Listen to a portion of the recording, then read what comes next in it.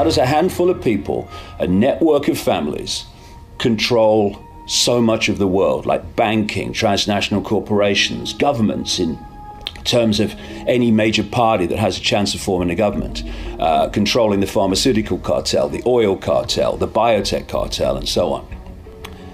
The point to make is that this has not been going on for a few years or a few decades, and thus they have had time to build a global structure, which we have today, that allows the few to control the many in a very simple way once the structure's in position. What they've done is create a secret society and bloodline family version of a transnational corporation.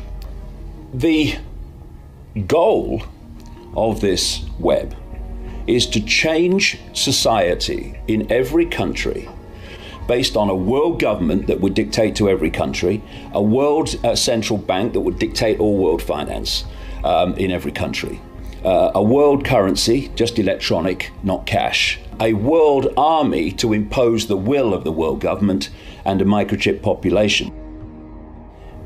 Party politics in general has been a cold, calculated scam to allow the few to control the many. At the moment, and up to this point, people have been led to believe that there are two parties in America that have any chance of forming a government. One's the Republicans and the other one is the Democrats.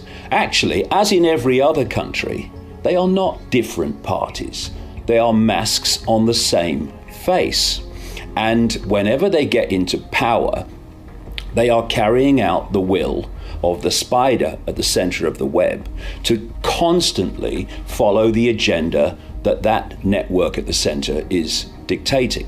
What it means is that whoever is in power is controlled by this force, and therefore they advance the agenda of this force, which is the incessant centralization of power in every area of our lives, for a simple reason that the more you centralize power, the more power the few have over the many.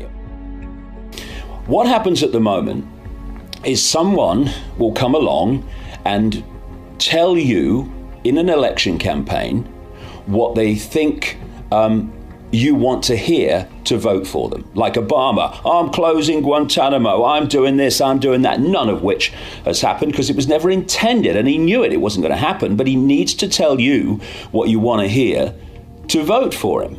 How can Obama not close Guantanamo when he said he would? Because there's no contract. Until there's a situation where if someone says, for instance, there will be no carbon tax, there cannot, by law, be a carbon tax until there's been another election at which the person has said, well, actually, if you vote for me, there will be a carbon tax. Because at the moment, this is how it works. And it was done so blatantly by Obama. You tell people what they want to hear, and they vote for you.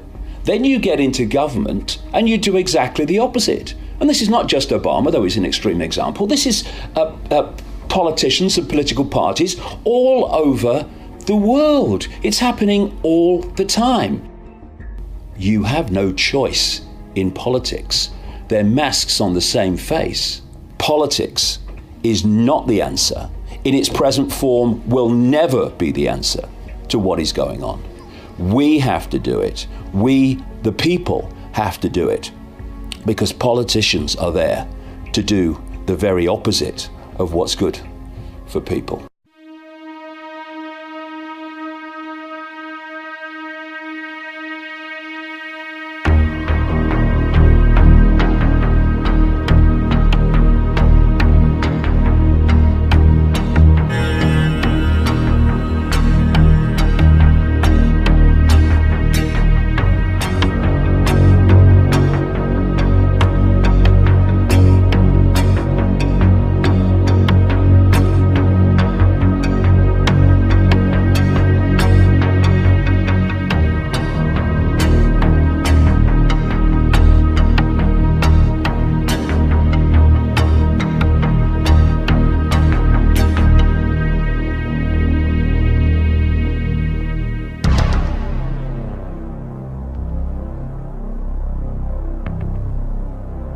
People in Europe need to understand that there is a war that is becoming global, that is being waged against civilian populations in particular.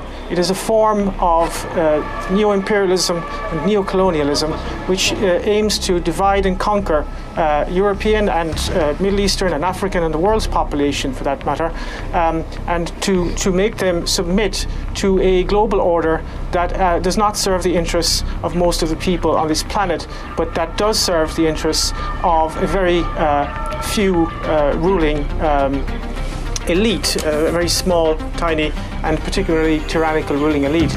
There is no war on terror. There is a war that is being waged using proxy groups, terrorist proxy groups, and they are being used against nation states. In a period of mass unemployment and austerity, you now have terrorist attacks being committed by terrorists funded, armed and trained by Western intelligence agencies. There is no such thing as ISIS. ISIS is a creation of the United States. We know that from official sources of the US military themselves. Declassified documents from the Defense Intelligence Agency have confirmed that. And the French government is now attempting to drum up support for more military intervention in Syria. And what they want to do is they want to get in on the game.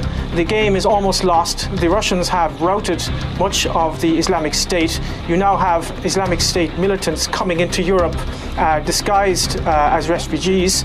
That will destabilize Central Europe. I think there is going to be a campaign against dissidents in France. They're very worried about the new media that has emerged in recent years, and they are very worried about the alternative media. One of the tools which the mass media uses to discredit any kind of rational questioning of the established order, and particularly the war on terrorism, is to deride those who would question the war on terrorism as conspiracy theorists. And I think you're going to see a crackdown on so-called conspiracy theorists and websites that actually publish rational and honest analysis of what is happening. So you're going to see more of that type of intellectual terrorism. I think that the current crisis, the refugee crisis, which is really a form of coercive engineered migration because it could have easily have been prevented, this form of coercive engineered migration is going to make this a lot worse, and it is going to create the conditions of civil war. And that is going to create massive social unrest. It's going to divide working people against each other. And the only people who are going to actually benefit from this are the war contractors, the military, industrial, media, intelligence complex. And that needs to be understood. And if we don't understand that, this is going to continue and it's going to deteriorate. We will find ourselves in a situation under martial law if this continues.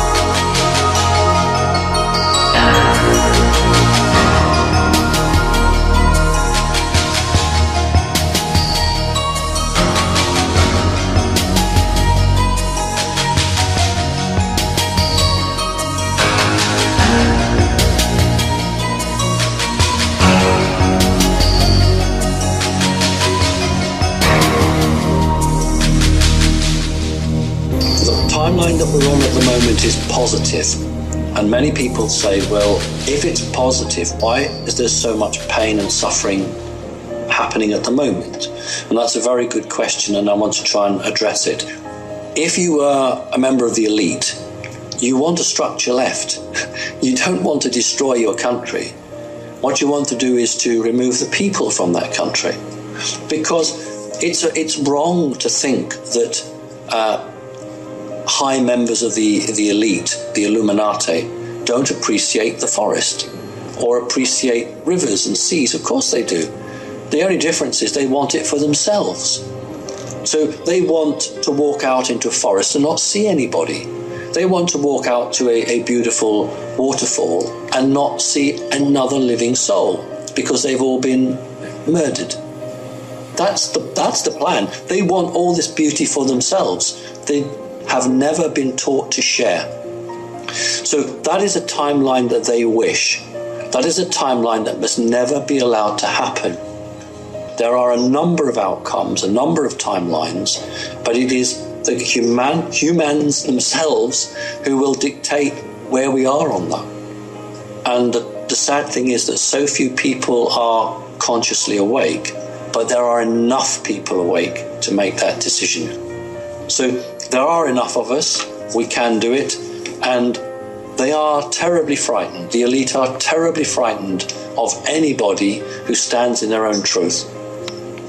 Now, we don't want to get into politics, but you remember several scenes where flowers are put down the barrels of guns. That is a nightmare to the elite, absolute nightmare, because if you retaliate with violence, then those soldiers will retaliate with violence, and everything is seen as equal. But if you face these people in a non-violent way, it is something that they can't cope with.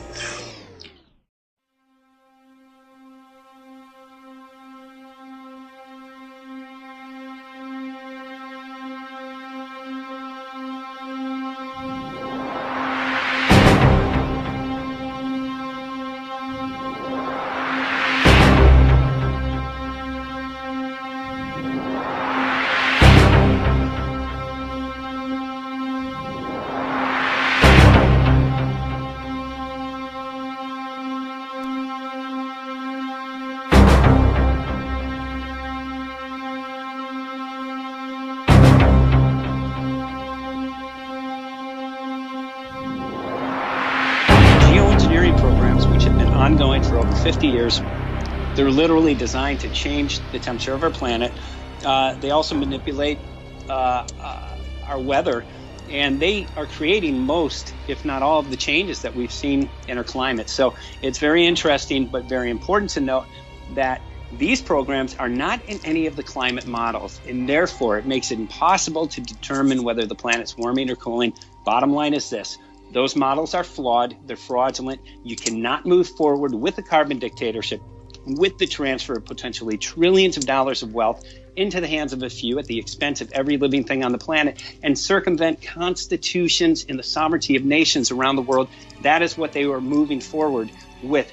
This is the New World Order. It is the most oppressive government that is planned. It's all based on this concept of carbon, creating all these problems that we're seeing. It's fraudulent, it's flawed, and if we don't do something, if we don't demand that they're stopped, we will see, again, the most oppressive government micromanaging our lives. It will circumvent the laws that we have in our countries and allow this unelected body, where we don't have any representation, to micromanage and mandate our lives. And we're talking a complete carbon dictatorship, not only in what we drive, when we go to work, how we go to work, but what appliances we use in our home. And now we have these smart meters, which are on the outside of our homes, and they can measure when we're home, what appliances we're using.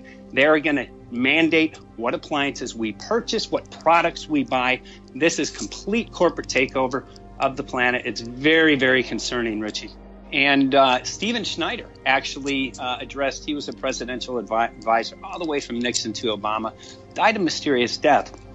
But he spoke, and he was actually part of ClimateGate, about attacking scientists and journalists who would oppose this idea that CO2 is creating global warming. So that was, it's been a planned agenda, and it's been written on paper in terms of how they are attempting to keep this out of the scientific community and out of the media. And again, this agenda is a transfer of the most monetary and political power that we have had in the history of our planet, due to the fact that these climate drivers are missing from these models. What does that make the models? And the consensus amongst scientists who we discussed this with was, well, the models are not accurate. And if they're not accurate, how do you move forward with taxing people, with destroying sovereignty of nations, with stealing against people's will, their money, their sovereignty, their freedoms? And that's what's going on, and people have to take a stand. Only 8% of the population is aware of geoengineering programs.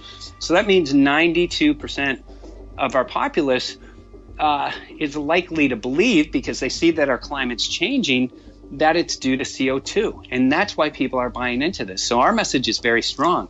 We demand that all climate agreements, talks, mandates are immediately rescinded, that all geoengineering programs are immediately stopped, period. And then we'll see what the planet's doing. I think we will find that there is no warming.